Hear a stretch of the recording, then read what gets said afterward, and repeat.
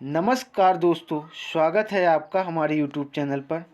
आज हम जीके के टॉप 25 क्वेश्चन जो कि हर एक एग्ज़ाम में पूछे जाते हैं, चाहे आप SSC, banking, railway, UP police किसी भी परीक्षा की तैयारी कर रहे हैं, आपके लिए ये 25 के 25 प्रश्न बहुत इम्पॉर्टेंट हैं।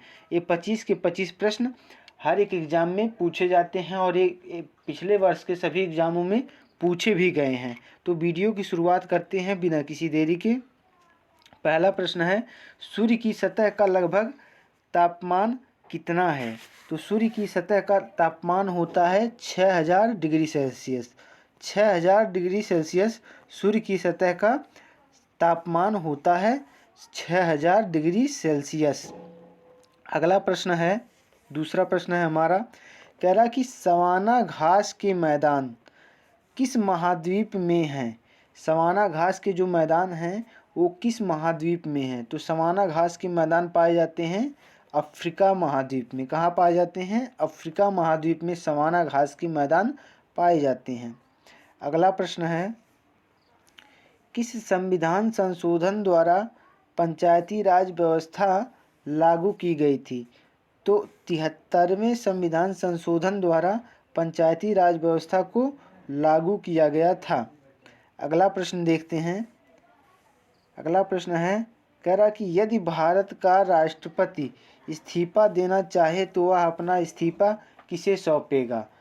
अगर भारत का याद रखिएगा कि अगर भारत का राष्ट्रपति इस्तीफा दे रहा है तो वह अपना इस्तीफा हमेशा उपराष्ट्रपति जी को सौंपेगा। अगर भारत का उपराष्ट्रपति इस्तीफा दे रहा है तो वह अपना इस्तीफा राष्ट्रपति को सौंपेगा। तो दोनों, अगर एक इस्तीफा दे रहा है तो दूसरे को सौंपेगा, दूसरा इस्तीफा दे रहा है पहले को सौंपेगा। ये बात याद रखिएगा, बहुत बार पूछा जाता है। अगला प्रश्न है, भारत में लोकसभा की सर्वाधिक सीटें कितनी हैं? यानी कि किस प्रदेश में सर्वाधिक सीटें हैं लोकसभा की सबसे ज़्यादा? तो सबसे ज़्यादा 80 सीटें हैं अपने यूपी में। यूपी यानी कि उत्तर प्रदेश में सबसे ज़्यादा सीटें हैं, 80 सीटें हैं लोकसभा की। अगला प्रश्न देखते हैं। अगला प्रश्न कह रहा है कि भगवान महावीर जैन का जन्म कहाँ हुआ था?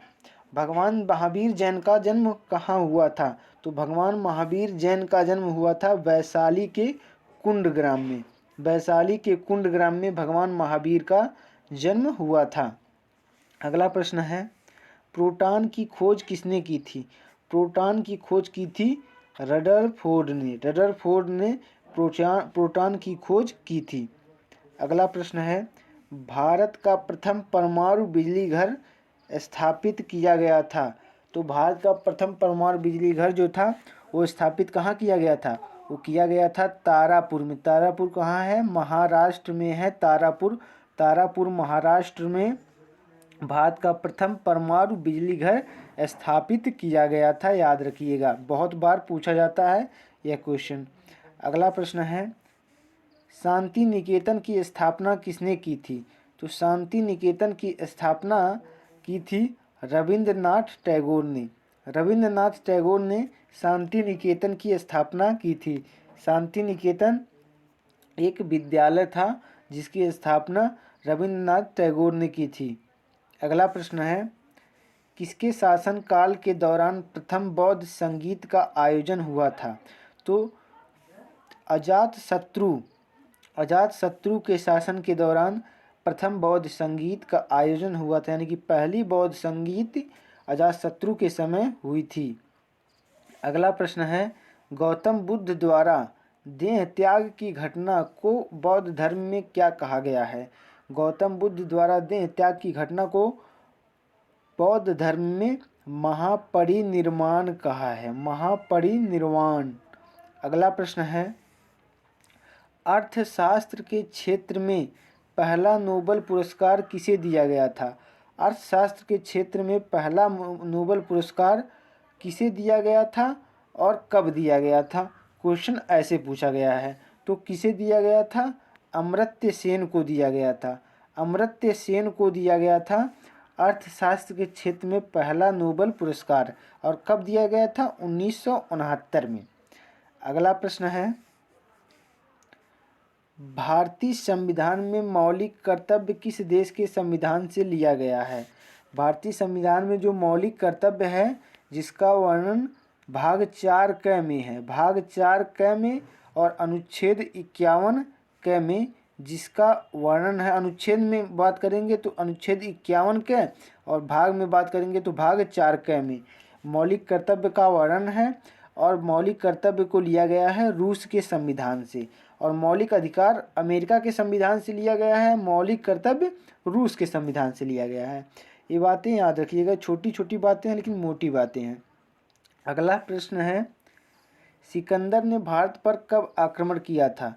सिकंदर ने भारत पर कब आक्रमण किया था? तो सिकंदर ने भारत पर आक्रमण किया था 326 ईस्वी पूर्व में। अगला प्रश्न है, संविधान की किस धारा के अंतर्गत राज्यपाल किसी राज्य में राष्ट्रपति शासन लगाने की सिफारिश करता है? तो संविधान की धारा 356 के अंतर्गत राज्यपाल राष्ट्रपति शासन लगाने की सिफारिश करता है। अगला प्रश्न है, भारत के राष्ट्रीय विकास परिषद का अध्यक्ष कौन होता है? भारत के राष्ट्रीय विकास परिषद के अध्यक्ष होते हैं भारत के प्रधानमंत्री। अगला प्रश्न है, और याद रखिएगा इसमें एक प्रश्न और होता है कि नीति आयोग, पहले नीति आयोग का क्या नाम था? नीति आयोग का नाम था पहले योजना आयोग। पहले नीति आयोग का नाम था योजना आयोग, और नीति आयोग का पूछता है कि अध्यक्ष कौन होता है? तो नीति आयोग के अध्यक्ष हमारे देश के पीएम होते हैं, यानी कि प्रधानमंत्री। अगला प्रश्न है, समुद्री जल में लवण की औसत मात्रा कितनी होती है? तो समुद्री जल में लवण की औसत मात्रा होती है 3.5%। 3.5% लवण की औसत मात्रा होती है समुद्री जल में। अगला प्रश्न है, भारत का सबसे लंबा राष्ट्रीय राजमार्ग कौन सा है? तो भारत का सबसे लंबा राष्ट्रीय राजमार्ग है NH7, और NH7 को याद रखिएगा NH44 भी कहा जाता है। क्या कहा जाता है? NH44 भी NH7 को कहा जाता है। कित यह ऑप्शन विकल्प में होगा, कित यह ऑप्शन विकल्प में होगा, यानी कि दोनों NH7 को NH44 भी कहा जाता है, यानी कि किसी किसी परीक्षा में NH44 कर दिया रहेगा। तो आप घबराइएगा नहीं, NH44 रहेगा तो NH44 कीजिएगा, और NH7 रहेगा तो NH7 कीजिएगा। अगला प्रश्न है, 1912 में अल हिलाल नामक समाचार पत्र की शुरुआत किसने किया था? तो अल हिलाल जो समाचार पत्र था इसकी शुरुआत किए थे मौलाना अबुल कलाम आज़ाद। मौलाना अबुल कलाम आज़ाद ने इसकी शुरुआत किए थे।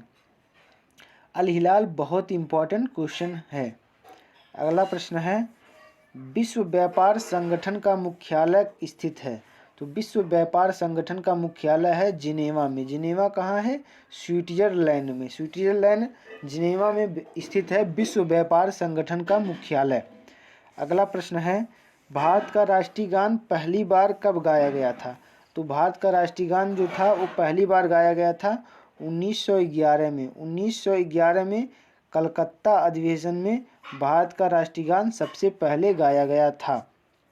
अगला प्रश्न है, संगमरमर किसका परिवर्तित रूप है? बहुत बार एग्जाम में पूछा गया क्वेश्चन है कि संगमरमर किसका परिवर्तित रूप है?